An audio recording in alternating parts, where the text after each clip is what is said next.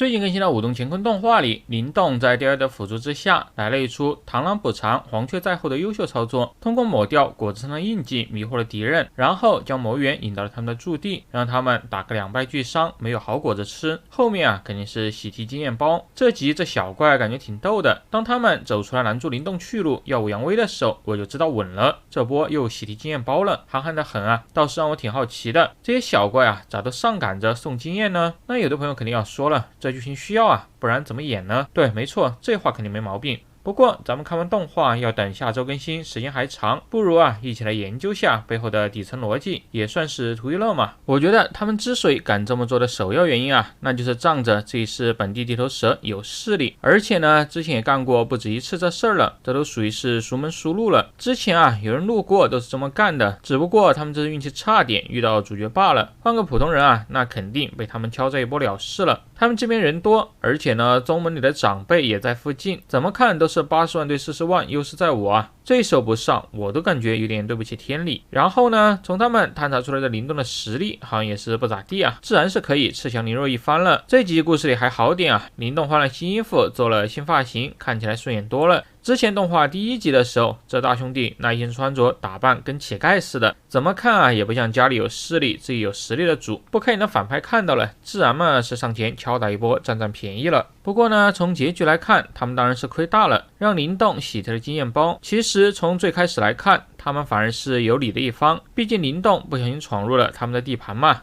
那其实大家要是好好交流什么的，按照灵动的性格，后面就算要打魔猿的主意，肯定也不会祸水东引。比如他们看到灵动误入山谷的时候，好好说，好好商量，然后表示果子自己有用什么的，后面肯定也没这么多事了。要是他们再有个女弟子、女长老啥的，说不定灵动都还帮他们一起打魔猿了。